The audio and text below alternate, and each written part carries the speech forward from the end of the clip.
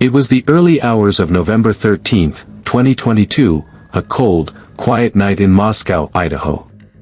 The small college town, home to just over 25,000 residents, lay under a peaceful silence. The University of Idaho campus was wrapped in the comfort of another weekend ending, with students returning from parties, study sessions, and late-night hangouts. For most, it was just another night. But for 4 students living at 1122 King Road, it was the last night of their lives. Kaylee Goncalves and Madison Mogan, lifelong best friends, had spent the evening downtown, celebrating a fun Saturday night out. They stopped at a local food truck, laughed with friends, and took selfies, unaware that these would become the final recorded moments of their lives. Meanwhile, Xana Kernadal and her boyfriend, Ethan Chapin, had just returned from a fraternity event. They were young, full of energy, and planning their next semester together. It was the kind of night any college student could relate to, carefree, simple, and safe. But as the town slept, someone else was awake. Someone who had been watching. Someone who had studied every movement, every pattern, and every detail of that house. The King Road home, with its multiple entries, large windows, and visible layout from the street, made it an easy target for anyone observing from the shadows. At around 4 a.m., a dark figure approached the house. Security cameras from nearby homes would later pick up the faint sound of a car idling and leaving the area. But at that moment, no one saw what was happening. The killer entered quietly, moving through the dark halls with precision, almost as if he knew where everyone slept. Within minutes, 4 innocent lives were brutally taken. There were no cries for help heard outside, no sounds loud enough to alert the neighbors. Only silence. The next morning, one of the surviving roommates awoke to a scene beyond imagination. Confused and terrified, she called friends over, thinking one of her roommates had simply passed out. But when police arrived, what they found inside was nothing short of horror. The bodies of the 4 students lay in their rooms, a crime so brutal it shook even the most experienced investigators. Blood trailed through the walls, the brutality suggested rage, obsession, and intent. The small town of Moscow instantly transformed from peaceful to petrified. News spread like wildfire. Parents frantically called their children, begging them to come home. Students packed their belongings and fled campus. Social media exploded with fear, confusion, and theories. Who could have done this? Why? There were no signs of forced entry, no weapon, and no clear motive. The house, which had once been a lively student hub full of laughter and late-night music, was now a sealed-off crime scene surrounded by police tape. Reporters flooded the area. FBI agents arrived. And as investigators collected evidence, they faced one of the most baffling cases in recent American history. The town's mayor described it as a crime of passion, but many believed it was something far darker. The method, the timing, and the complete lack of digital or physical traces suggested this wasn't random, it was calculated. Whoever did this knew exactly what they were doing. For weeks, the investigation dragged on without an arrest. People grew restless and scared. Was the killer still in town? Was he watching the police? Was he one of them, a student, perhaps, blending in among the thousands of others walking the same campus hallways every day? The media called it the Idaho College Murders. The case became a nationwide obsession, not just because of its brutality, but because of its mystery. How could someone commit such a horrific act and vanish without a trace? No one knew it then, but the killer wasn't far away. He was living less than 10 miles from the murder scene, a graduate student studying criminology, fascinated by the psychology of murderers.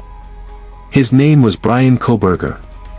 This night, November 13, 2022, would mark the beginning of a relentless pursuit for justice, the unraveling of a complex, chilling mind, and the story that would expose one of the most disturbing criminal cases in modern America. The night that shocked Idaho, and left a nation asking one question: who could do something like this, and why? Kaylee was 21 years old, a senior at the University of Idaho, majoring in general studies with plans to move to Texas for a new job. She was the kind of person everyone noticed, full of energy, confidence, and warmth. Her friends described her as fearless, fiercely loyal, and the glue that held everyone together. Just a few days before the murder, Kaylee had proudly bought her first car, a Range Rover, and returned to Moscow to show it off to her best friend, Madison. She wasn't even supposed to be there that weekend, but she wanted one last fun night with her closest friends before starting her next chapter in life. No one knew that visit would be her last. Madison, or Maddie as her friends called her, was also 21 and studying marketing. She and Kaylee were inseparable, best friends since middle school, sharing everything from teenage secrets to college adventures. Their friendship was like that of sisters. That night, the two went out to a bar called the Corner Club in downtown Moscow, enjoying their evening like they had done countless times before. Later, they stopped at a local food truck called Grub Truckers, where they laughed, smiled, and waited for their ride home. Surveillance footage from that moment, showing them standing together, full of life, would later become hauntingly famous across the country. Xana, 20 years old, was a junior majoring in marketing and known for her playful sense of humor. She was caring, easygoing, and loved by everyone around her. Friends said she could walk into any room and instantly make it brighter. That night, Xana and her boyfriend, Ethan, attended a party at his fraternity house, Sigma Chi, just a short walk from her home. The two returned to 1122 King Road around 1:45 a.m., laughing, tired, and unaware that danger was waiting in the shadows. Ethan, also 20, was the youngest of triplets, with a brother and sister who both attended the same university. Described by his family as kind, athletic, and full of life, Ethan was majoring in recreation and tourism management. He loved sports, his family, and spending time with Xana. He wasn't a full-time resident of the King Road house, but he often stayed there with Xana. His easygoing personality and natural charm made him a favorite among his friends and fraternity brothers. That night was ordinary, filled with normal college routines, parties, food, laughter, and late-night texts. Nothing seemed unusual. Surveillance cameras caught Kaylee and Maddie returning home around 1:56 a.m. Xana and Ethan arrived a few minutes later.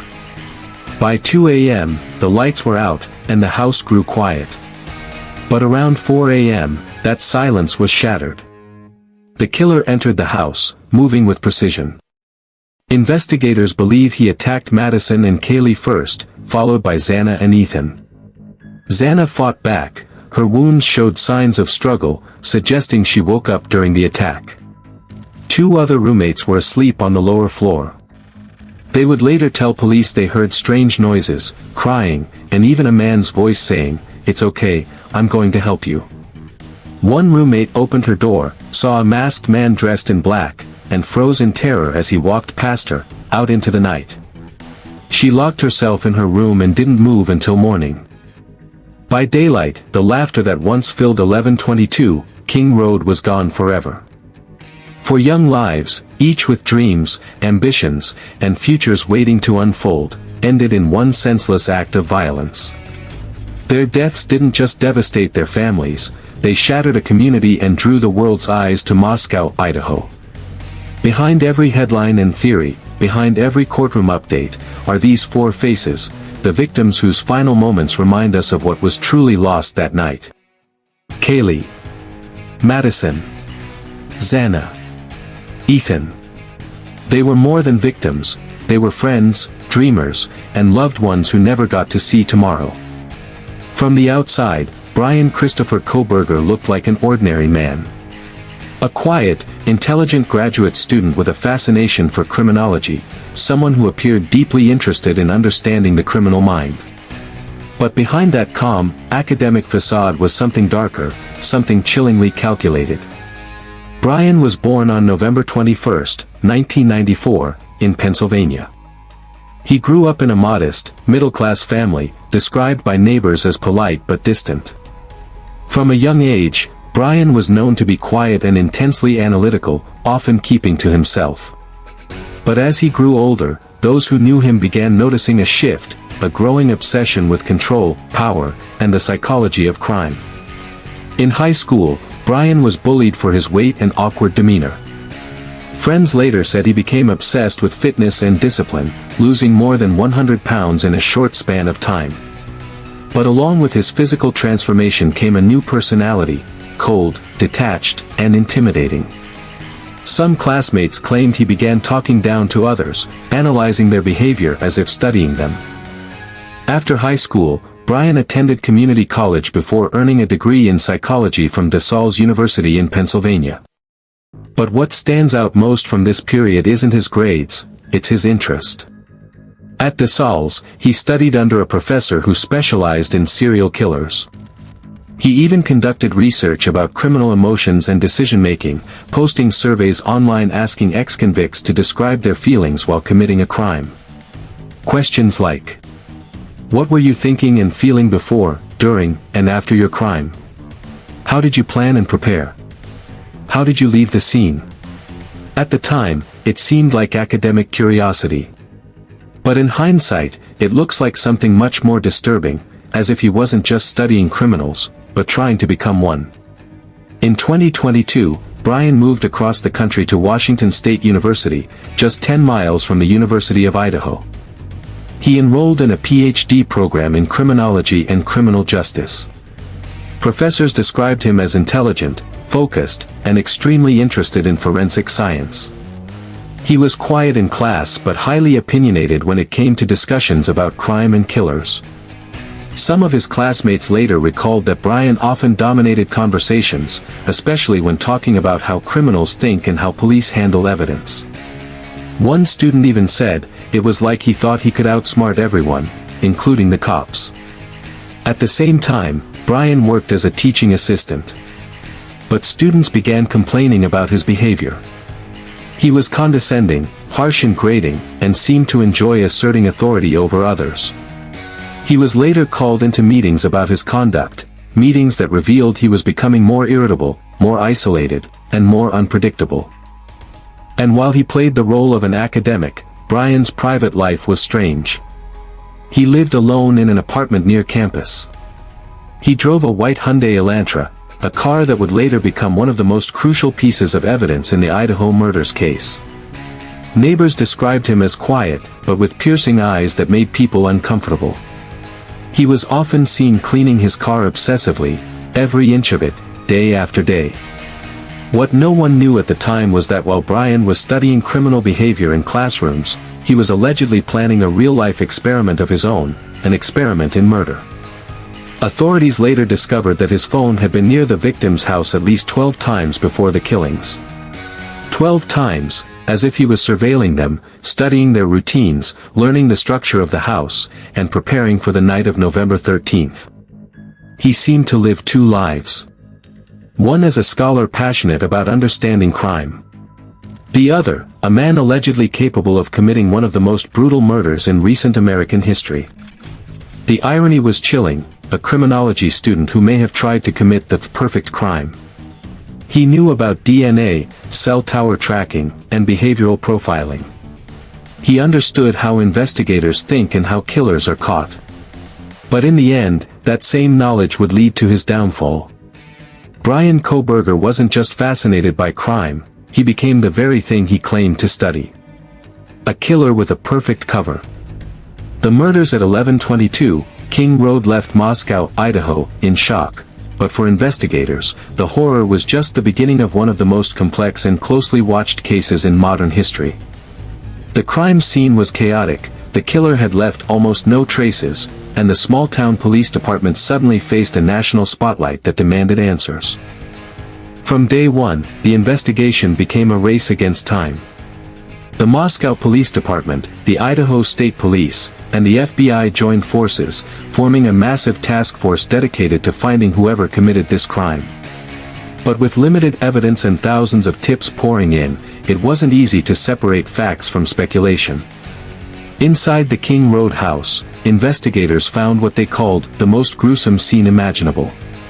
4 young lives ended brutally, but there were no signs of forced entry, no fingerprints that matched anyone in their database, and no murder weapon in sight. The killer had been careful. He moved through the house like a ghost, quick, quiet, and precise. Yet, in his precision, he made one mistake: a single knife sheath, found near Madison and Kaylee's bodies. It bore the logo, K-Bar, a brand used for military-style knives. On the snap of that sheath, investigators found something crucial: a tiny DNA sample that would later blow the case wide open. At first, though, they had no match. The DNA didn't appear in any known databases. So, the investigation continued with no suspect, no weapon, and no motive. As weeks passed, the fear in Moscow grew. Students fled the campus, local businesses closed early, no one felt safe. Rumors spread like wildfire online, everything from serial killer theories to personal vendettas. People accused friends, neighbors, even professors. Everyone was a suspect, and no one trusted anyone. The police stayed quiet, holding their evidence close. It frustrated the public, but investigators knew one wrong move could send the killer into hiding forever. Then came the break investigators desperately needed. Surveillance footage from a nearby camera captured a white Hyundai Elantra driving past the victim's house several times before and after the murders. It was the only consistent clue that appeared in the area around that time. Police issued a nationwide alert, asking for help locating any Elantra matching the description. Thousands of tips flooded in. Eventually, one car stood out, registered to a man named Bryan Kohberger, living just 10 miles away at Washington State University. When detectives looked into Bryan's background, alarm bells rang. He was a Ph.D. criminology student, a man who studied how criminals think and how police solve crimes. But what truly caught their attention was his cell phone data. Using cell tower records, investigators discovered that Bryan's phone had pinged near the victim's house at least 12 times before the night of the murders, usually late at night or early in the morning. He had been stalking the area, possibly watching his victims and studying their movements. Then came the most damning evidence of all, the DNA on the knife sheath. Investigators ran a genetic genealogy analysis, comparing the DNA sample to public ancestry databases. It led them to a family in Pennsylvania, the Kohbergers. The FBI then discreetly followed Bryan and his father as they drove across the country to Pennsylvania for the holidays. One night, agents collected trash DNA from the Kohberger home. When they tested it, the results were nearly identical, a 99.9998% match to the DNA found on the sheath. At that moment, Bryan Kohberger became the prime suspect. In the early hours of December 30, 2022, more than 6 weeks after the murders, a SWAT team stormed the Kohberger family home in Albrightsville, Pennsylvania. They found Bryan awake, wearing gloves, taking his trash out to the neighbor's bin, possibly trying to avoid leaving DNA in his own. He was arrested without resistance. In his possession, a white Hyundai Elantra, the same model spotted near the murder scene, and cell data placing him at the location during the killings. When the news broke, the nation was stunned. A criminology student, someone who studied killers for a living, was now accused of being one himself. The arrest reignited national attention. Every news outlet in America ran the story. How did a man obsessed with understanding crime end up allegedly committing one? The investigation was hailed as a triumph of modern forensic science, a combination of digital evidence, DNA tracing, and relentless detective work.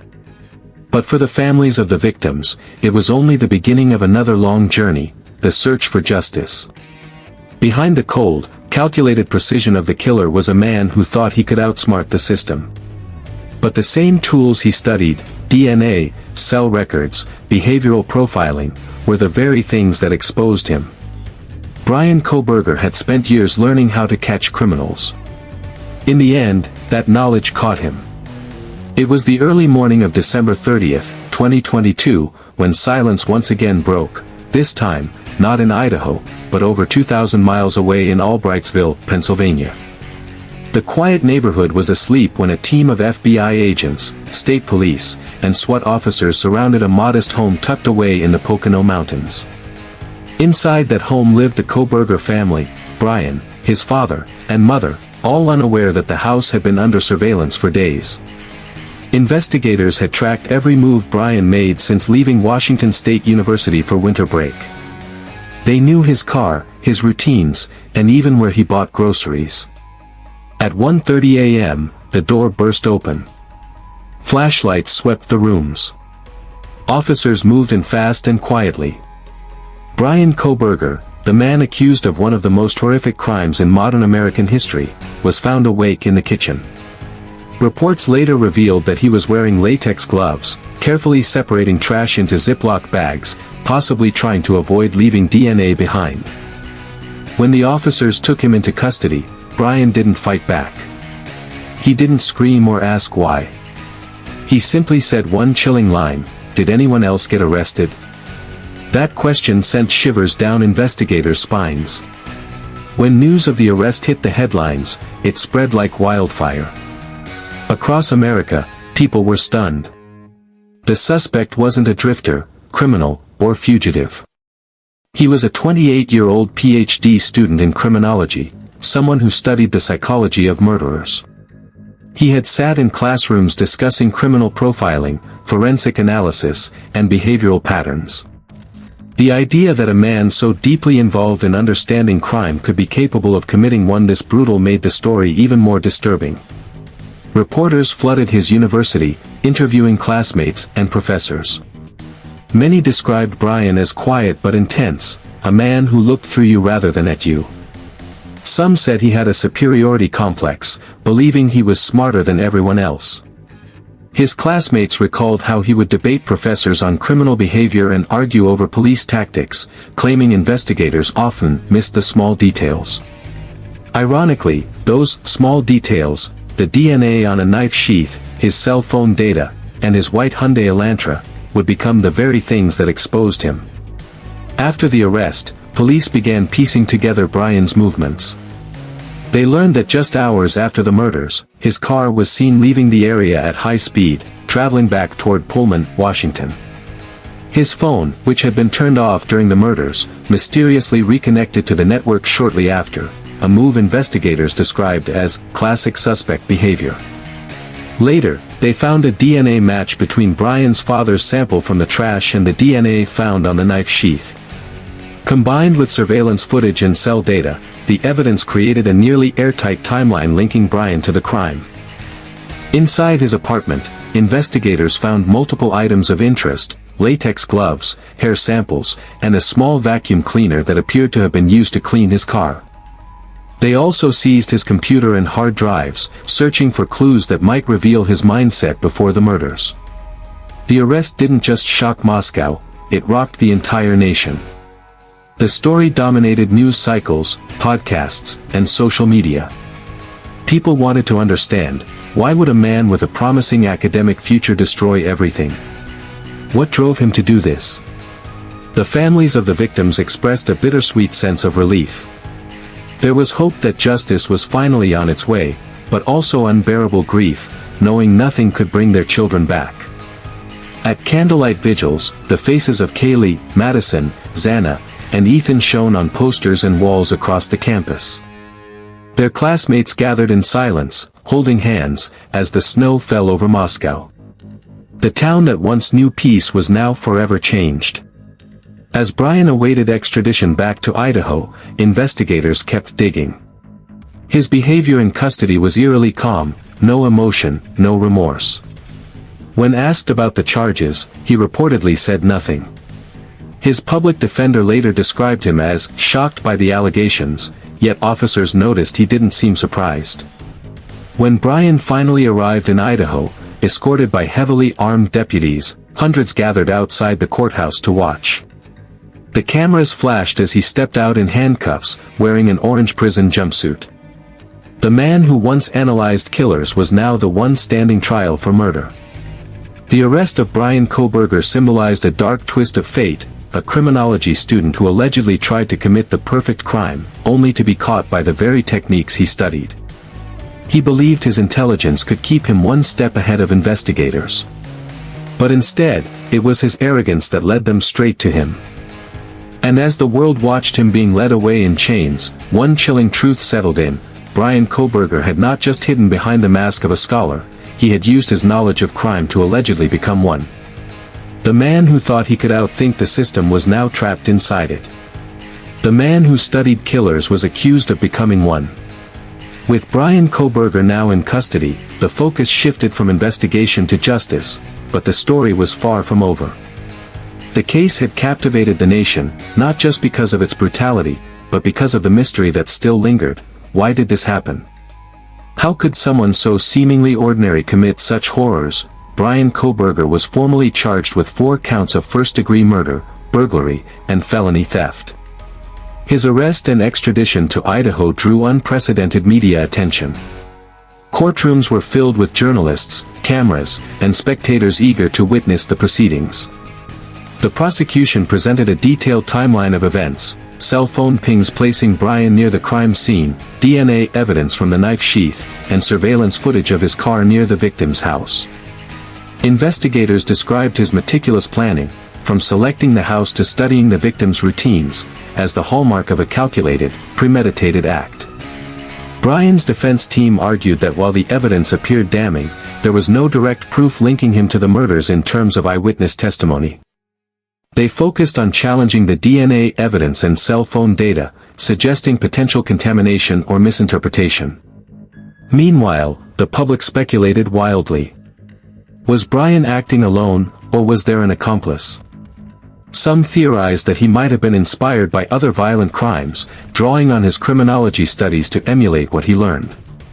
Others questioned his motives: was it revenge, obsession, or something far more sinister? Experts and criminologists weighed in, analyzing Bryan's behavior before and after the murders. Investigators believe he conducted multiple surveillance trips to observe the victim's routines, indicating careful planning. His understanding of DNA, cell phone tracking, and criminal profiling suggested he tried to avoid leaving evidence, yet ironically, the same knowledge helped catch him. Some analysts argued that Bryan displayed traits of a manipulative and highly intelligent offender, capable of detachment and meticulous planning. Despite these theories, the motive remained a mystery. Unlike typical cases where money, jealousy, or revenge drive the crime, this attack seemed random: chosen victims, no signs of robbery, and a level of precision that baffled even seasoned investigators. Even as the trial progressed, several critical questions remained. Why those 4 students? Were they specifically targeted, or was the house chosen at random? How long had the planning lasted? Cell phone pings suggest surveillance, but for how long, and with what purpose? Were there accomplices? So far, all evidence points to Bryan alone, but some experts wonder if someone helped him at any stage. The psychology behind the act: was this driven by an obsession with committing the perfect crime, or was there a deeper, hidden motive? These unanswered questions continue to fuel public intrigue and debate, making the case one of the most talked about crimes in recent American history. While the nation watched the trial, Moscow, Idaho, struggled to heal. University students returned to campus under tighter security. Candlelight vigils honored Kaylee, Madison, Xana, and Ethan, ensuring their memories would not fade. Parents, friends, and classmates demanded justice, hoping the trial would provide answers and closure. The Bryan Kohberger case is more than a story of murder, it's a chilling reminder that appearances can be deceiving. A quiet, intelligent man, a criminology student studying the minds of killers, allegedly became one himself. As the trial unfolded, each piece of evidence, each witness testimony, and each expert analysis painted a picture of a methodical, cold, and calculating individual. Yet, the ultimate question remains: why? Bryan Kohberger's story may one day be concluded in court, but the mystery of his motives, and the tragedy of the lives lost, will haunt the families, the community, and the nation for years to come. The Idaho College Murders will never be forgotten, a haunting chapter in American true crime that reminds us of the thin line between normalcy and darkness.